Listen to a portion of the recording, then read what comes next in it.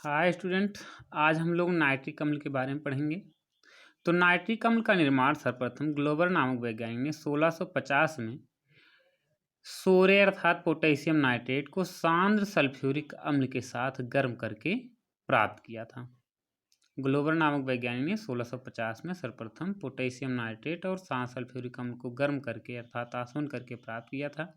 चूँकि potassium nitrate को सोरा कहा जाता है तो इसलिए जो है इसके माध्यम से नाइट्रिक अम्ल प्राप्त होता है, इसलिए नाइट्रिक अम्ल को सोरे का अम्ल भी कहते हैं। नाइट्रिक अम्ल की प्रयोगशाला विधि में नाइट्रिक अम्ल क्या है, तो इसमें जो है सोडियम नाइट्रेट या पोटेशियम नाइट्रेट को सांद्र सल्फ्यूरिक अम्ल के साथ गर्म करने पर सोडियम बाइसल्फेट और नाइट्रिक अम्ल प्राप्त होता है। अर्थात प्रयोगशाला में नाइट्रिक अम्ल सोडियम नाइट्रेट या पोटेशियम नाइट्रेट को सांद्र सल्फ्यूरिक अम्ल के साथ आसवन करने पर प्राप्त होता है। इसके फिगर को हम लोग समझेंगे। ये देखिए फिगर है, उपकरण है, बर्नर है, यहाँ एक कांच का रिटार्ट लगा हुआ है, ग्राही है और यहाँ पर ऊपर से ठंडा जल प्रवाहित किया जाता है। कांच के रिटार्ट में पोटेशियम नाइट्रेट और सांद्र सल्फ्यूरिक अम्ल को लेकर के हम बर्नर की सहायता से धीरे धीरे गर्म करते हैं। गर्म करने पर नाइट्रिक अम्ल बनती है जिसकी वाष्प बनती है, जो ऊपर से रिटार्ट के माध्यम से आगे बढ़ती है। चूँकि ये वाष्प होती है इसलिए यहाँ पर टेम्परेचर थोड़ा सा जो है वाष्प होती है और यहाँ जो है चूँकि ये जो है आपका लिक्विड होता है इसलिए आगे बढ़ती है। और यहाँ जो ये ग्राही होता है, ग्राही में ऊपर से हमेशा ठंडा जल प्रवाहित किया जाता है। ठंडा जल जो होता है जब जो नाइट्रिक अम्ल की वाष्प होती है इसके संपर्क में आने पर जो है द्रवित होकर के यहाँ पर एकत्रित हो जाती है और इस प्रकार से नाइट्रिक अम्ल का निर्माण होता है। रिटार्ट में पोटेशियम नाइट्रेट और सांद्र सल्फ्यूरिक अम्ल के मिश्रण को लेकर के हम गर्म करते हैं। गर्म करने के उपरांत नाइट्रिक अम्ल की वाष्प प्राप्त होती है जो ग्राही में जाती है, जहाँ पर ठंडा जल लगातार यहाँ प्रवाहित होता रहता है। यहाँ इसके संपर्क में आने पर ये जो है एकत्रित हो जाती है। तो नाइट्रिक अम्ल का निर्माण जो है नाइट्रिक अम्ल के निर्माण की जो प्रयोगशाला विधि है ये बहुत ही कम पूछी जाती है। तो इसकी औद्योगिक निर्माण विधियां हैं।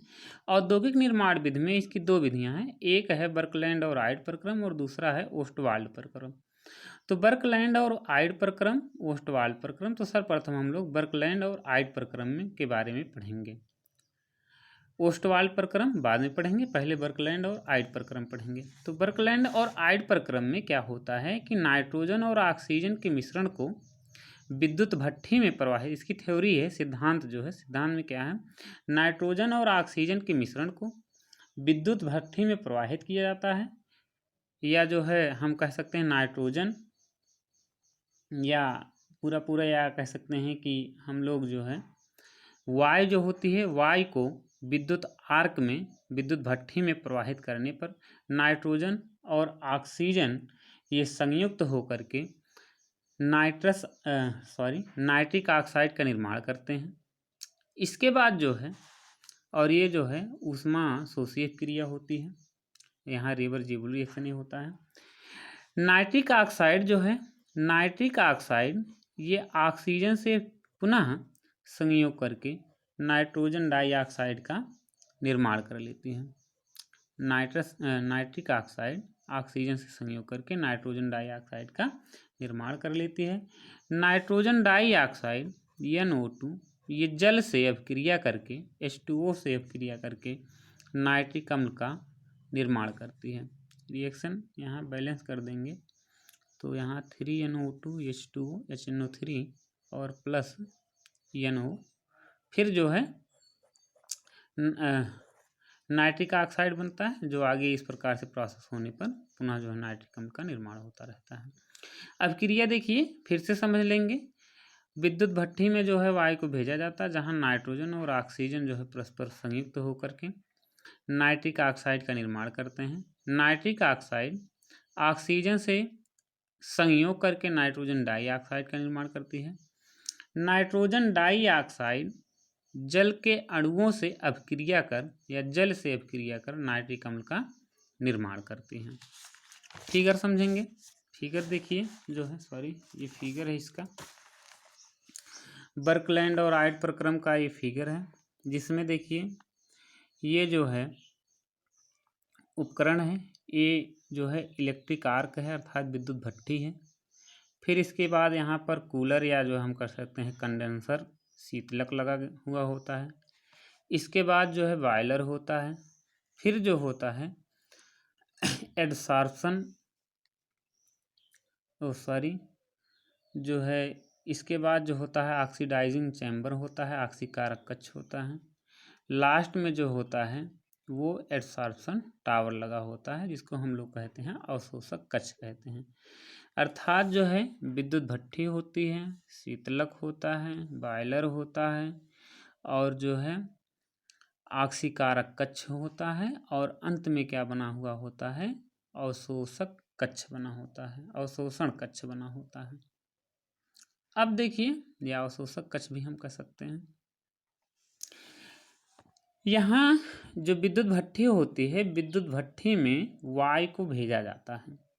वायु जो होती है धूल, मिट्टी, कण, कार्बन डाइऑक्साइड से रहित, मतलब जो भी वायु यहाँ भेजी जाती है वो एकदम शुद्ध होती है। उसमें धूल, मिट्टी के कण, कार्बन डाइऑक्साइड, व्यर्थ गैसें जो विभिन्न प्रकार से वो सब नहीं होती, शुद्ध और लगभग जो शुष्क वायु होती है उसको विद्युत भट्ठी में प्रवाहित किया जाता है।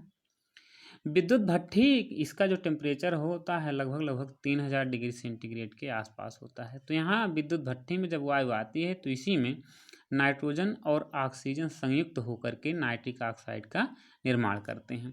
फिर ये नाइट्रिक ऑक्साइड गैस जो होती है, क्योंकि इसका टेम्परेचर जो है इस विद्युत भट्ठी के उपरांत जो होता है इसका टेम्परेचर जो होता है बहुत अधिक ठंडा होता है, बहुत अधिक होता है। इसलिए इसको जो होता है नाइट्रिक ऑक्साइड को कूलर में भेजा जाता है। कूलर में लगभग ये नाइट्रिक ऑक्साइड 500 डिग्री सेंटीग्रेड तक ठंडी होती है। फिर आगे बढ़ जाती है बॉयलर में। बॉयलर में जो होता है फिर लगभग 50 डिग्री सेंटीग्रेड तक ये ठंडी हो जाती है। इसके बाद ये पहुंचती है ऑक्सीकारक कक्ष में। ऑक्सीकारक कक्ष में नाइट्रिक ऑक्साइड ऑक्सीजन से संयोग कर नाइट्रोजन डाइऑक्साइड का निर्माण कर लेती है। फिर आगे नाइट्रोजन डाइऑक्साइड जो होता है इसको अवशोषण कक्ष में भेजा जाता है। अवशोषण कक्ष में जो होता है क्वार्टर के टुकड़े भरे होते हैं और ऊपर से जल टपकता रहता है। तो यहाँ पर यह जल की फुहार यहाँ पर प्रवाहित की जाती है।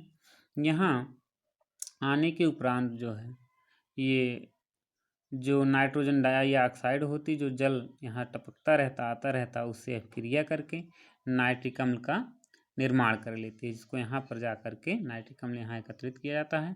बाकी कुछ व्यर्थ गैसें होती हैं और जो व्यर्थ गैसें होती हैं, अपशिष्ट गैसें जो होती हैं यहाँ से बाहर निकल जाती हैं। तो औद्योगिक निर्माण में बर्कलैंड और आइड प्रक्रम में इसी प्रकार से नाइट्रिक अम्ल का निर्माण किया जाता है। फिर से समझ लेंगे। विद्युत भट्ठी में धूल, मिट्टी के कण, कार्बन डाइऑक्साइड रहित वायु को विद्युत भट्ठी में प्रवाहित किया जाता है। यहाँ नाइट्रोजन ऑक्सीजन संयुक्त हो करके नाइट्रिक ऑक्साइड का निर्माण करते हैं। नाइट्रिक ऑक्साइड फिर कूलर में पहुँचती है, जहाँ लगभग 500 डिग्री सेंटीग्रेड तक ठंडी होती है। फिर आगे बॉयलर में जाती है। बॉयलर में यहाँ पर लगभग 50 डिग्री सेंटीग्रेड तक ठंडी होती है। इसके बाद ये जो है ऑक्सीकारक कक्ष में पहुँचती है। ऑक्सीकारक कक्ष में नाइट्रिक ऑक्साइड ऑक्सीजन से संयोग करके नाइट्रोजन डाइऑक्साइड का निर्माण करती है। फिर ये गैस आगे निकल जाती है जो है। इसके बाद आगे अवशोषण कक्ष में पहुँचती है। अवशोषण कक्ष में क्वार्टर के टुकड़े भरे होते हैं, ऊपर से जल टपकता रहता है। यहाँ नाइट्रोजन डाइऑक्साइड जल से संयोग करके अभिक्रिया करके नाइट्रिक अम्ल का निर्माण कर लेती है और बाकी जो व्यर्थ गैसें होती हैं यहाँ से बाहर निकल जाती हैं। इसके बाद हम एक दूसरी विधि पढ़ेंगे। जो दूसरी विधि है वो कौन सी विधि है? ओस्टवाल्ड प्रक्रम। तो ओस्टवाल्ड प्रक्रम में किस प्रकार से प्राप्त किया जाता है, इसका सिद्धांत क्या है ओस्टवाल्ड प्रक्रम का? ओस्टवाल्ड प्रक्रम में जो होता है अमोनिया जो होती है NH3, इसके पीछे यहाँ ये रिएक्शन आप पढ़ाया भी गया है अमोनिया की केमिकल प्रॉपर्टी में। इसमें जो है अमोनिया वायु की ऑक्सीजन से, अमोनिया गैस जो होती है वायु की ऑक्सीजन से ये अभिक्रिया करती है और ये अभिक्रिया कब करती है, किस उत्प्रेरक की उपस्थिति में, प्लेटिनम उत्प्रेरक की उपस्थिति में। लगभग कितने डिग्री सेंटीग्रेड तक, 800 डिग्री सेंटीग्रेड ताप पर यहाँ से अभिक्रिया करती है और नाइट्रिक ऑक्साइड का निर्माण करती है। बाकी जो है जल, ये रिएक्शन देखिए कल आपको बताया गया था, यहाँ रहेगा 4NH3, यहाँ पर 5O2 बताया गया था, 4NO + 6H2 बताया गया था ये चीज़। तो यहाँ जो है अमोनिया जो होती है वायु की ऑक्सीजन से प्लेटिनम उत्प्रेरक की उपस्थिति में लगभग 800 डिग्री सेंटीग्रेड पर अभिक्रिया करके नाइट्रिक ऑक्साइड का निर्माण करती है। नाइट्रिक ऑक्साइड NO ऑक्सीजन से संयोग करके नाइट्रोजन डाइऑक्साइड NO2 का निर्माण करती है। फिर वही आगे नाइट्रोजन डाइऑक्साइड किससे संयोग कर, जल से या जल से अभिक्रिया कर किसका निर्माण करती है, नाइट्रिक अम्ल का निर्माण करती है, प्लस क्या बनता है, नाइट्रिक ऑक्साइड यहाँ पर निर्माण हो जाता है। यही प्रोसेस अमोनिया वायु की ऑक्सीजन से प्लेटिनम उत्प्रेरक की उपस्थिति में अभिक्रिया करके नाइट्रिक ऑक्साइड बनाती है। नाइट्रिक ऑक्साइड ऑक्सीजन से संयोग करके नाइट्रोजन डाइऑक्साइड का निर्माण करती है। नाइट्रोजन डाइऑक्साइड जल से अभिक्रिया कर नाइट्रिक अम्ल का निर्माण करती हैं। इसके फिगर को हम लोग समझेंगे। ये देखिए इसका फिगर है, ये कैटालिटिक चैम्बर है, उत्प्रेरक कक्ष है, इसके बाद ऑक्सीडाइजिंग टावर है, अर्थात जो है ऑक्सीकारक कक्ष है, और इसके बाद जो है एब्सॉर्प्शन टावर अर्थात जिसको हम लोग कहते हैं अवशोषण कक्ष बना होता है। अवशोषण कक्ष में क्वार्टज के टुकड़े भरे गए होते हैं और ऊपर से यहाँ जल टपकता रहता है। यहाँ इसके बाद ये देखिए कैटालिटिक चैम्बर होता है, उत्प्रेरक कक्ष होता है जिसमें प्लेटिनम भरा गया होता है या प्लेटिनम के छड़ रखे गए होते हैं। देखिए क्या होता है कि अमोनिया और वायु के मिश्रण को उत्प्रेरक कक्ष में भेजा जाता है। उत्प्रेरक कक्ष में अमोनिया ये ऑक्सीजन के मिश्रण के माध्यम से अभिक्रिया करके या जो है जब यहाँ पर रखा जाता है, यहाँ ये जो अमोनिया होती है, अमोनिया ऑक्सीजन के माध्यम से पूरी तरीके से ऑक्सीकृत हो जाती है और ऑक्सीकृत होकर के किसका निर्माण करती है, नाइट्रिक ऑक्साइड का निर्माण करती है। जो अमोनिया और वायु जो भेजा जाता है, तो अमोनिया वायु की ऑक्सीजन से यहाँ पर पूरी तरीके से लगभग ऑक्सीकृत हो जाती है और ऑक्सीकृत होकर के नाइट्रिक ऑक्साइड का निर्माण करती है। फिर ये नाइट्रिक ऑक्साइड गैस जो होती है आगे जाती है, आगे ऑक्सीकारक कक्ष में पहुंचती है। ऑक्सीकारक कक्ष में नाइट्रिक ऑक्साइड ऑक्सीजन से संयोग करके नाइट्रोजन डाइऑक्साइड का निर्माण करती है। फिर ये जो गैस होती है वो आगे बढ़ जाती है, अवशोषण कक्ष में पहुंचती है। अवशोषण कक्ष में क्वार्टज के टुकड़े भरे गए होते हैं, ऊपर से जल टपकता रहता है या जल की फुहार प्रवाहित की जाती है। फिर नाइट्रोजन डाइऑक्साइड जल से अभिक्रिया करके किसका निर्माण कर लेती है, नाइट्रिक अम्ल का निर्माण कर लेती है। यहाँ पर किसका निर्माण कर लेती है, नाइट्रिक अम्ल का निर्माण कर लेती है और बाकी जो व्यर्थ गैसें होती हैं वो बाहर निकल जाती हैं। फिर से समझ लेंगे एक बार। अमोनिया और शुद्ध वायु को उत्प्रेरक कक्ष में भेजा जाता है जहाँ पर प्लेटिनम भरा गया होता है, प्लेटिनम की छड़ लगी हुई होती है। यहाँ अमोनिया ऑक्सीजन के द्वारा पूर्ण रूप से ऑक्सीकृत हो जाती है और ऑक्सीकृत हो करके नाइट्रिक ऑक्साइड का निर्माण करती है।